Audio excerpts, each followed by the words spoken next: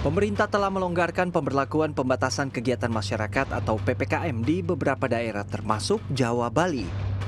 Perubahan ini juga berpengaruh pada aturan syarat melakukan perjalanan jarak jauh menggunakan moda transportasi udara. Saya mencoba menelusuri sejauh mana sosialisasi perubahan ini di Bandara Soekarno-Hatta. 12.25. Nggak keburu ya? Oh gitu. Jadi, saya pikir saya lihat di Kemenhub aturannya masih bisa swab antigen, Pak. Ya, Jawa Bali itu udah Harus PCR ya? Jadi nggak keburu kalau PCR. Kalau jam 12 nggak keburu kita. Terima kasih Pak informasinya. Siap. Mau tidak mau, saya melakukan tes PCR di area Terminal 2 di gedung stasiun Kalayang Kereta Bandara dengan membayar Rp275.000 per orang.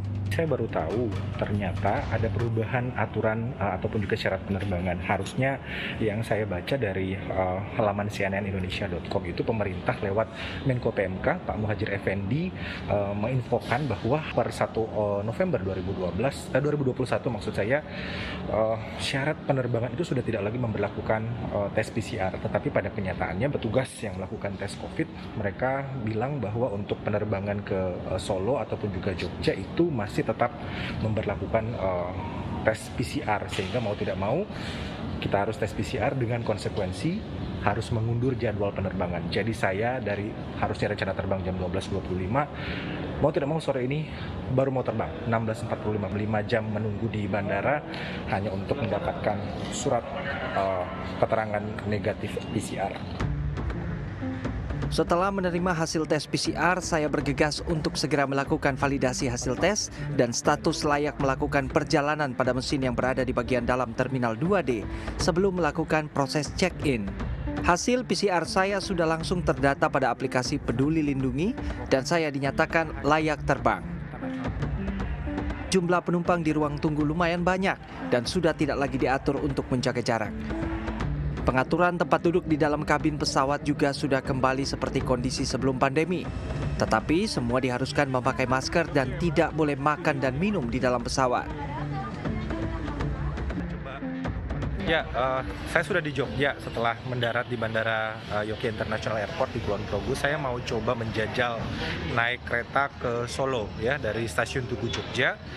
Saya juga akan lihat nih apakah penerapan protokol kesehatan tetap berjalan atau mungkin peraturan tentang tes PCR ataupun juga swab antigen apakah sudah menyesuaikan dengan apa yang disampaikan pemerintah atau bagaimana, kita akan cek nanti. Mbak, kalau kemarin saya sudah PCR berlaku kan Mbak ya? Di Peduli Lindungi? Oh iya, boleh. Yang ini masih berlaku Pak? Iya, masih berlaku. Terima kasih Bu. Iya. Ada PCR-nya juga? Ada. Sama. Iya. Langsung bisa masuk Bu. Ya, makasih Bu. Untuk melakukan perjalanan dengan kereta api dari Jogja ke Solo serta beberapa kota lain, penumpang masih diharuskan melakukan tes antigen. Bila calon penumpang belum sempat melakukan tes, PT KAI sudah menyiapkan petugas kesehatan di stasiun.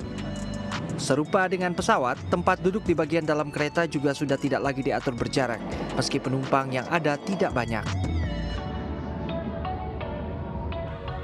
Setelah melakukan perjalanan dengan naik pesawat dan kereta api, penelusuran penerapan protokol kesehatan dalam moda transportasi antar kota antar provinsi ini, saya lanjutkan dengan naik bus kembali pulang ke Jakarta. Saya sudah sampai di salah satu pangkalan bus di Solo. Nggak pakai antigen segala kan Pak ya? Nggak ya? Oh, 2 nama saya nggak apa-apa? Nggak apa-apa ya? Oke, siap.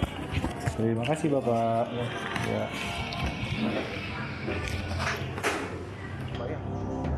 Penumpang yang akan berangkat dengan bus ternyata tidak perlu memperlihatkan hasil tes antigen atau keterangan negatif COVID-19. Penumpang hanya diwajibkan menggunakan masker dan sudah harus berada di tempat 30 menit sebelum keberangkatan. Ya, saya siap-siap berangkat menuju ke Jakarta. Kita siap-siap naik. Setelah tadi di dalam dipastikan tidak ada pemeriksaan antigen. Di dalam bus, kursi penumpang juga sudah tidak dibatasi. Bus yang saya tumpangi ini hanya dilengkapi pendingin udara tanpa HEPA filter, dan setiap penumpang diberi 1 kali jatah makan dan minum pada pemberhentian yang sudah ditentukan.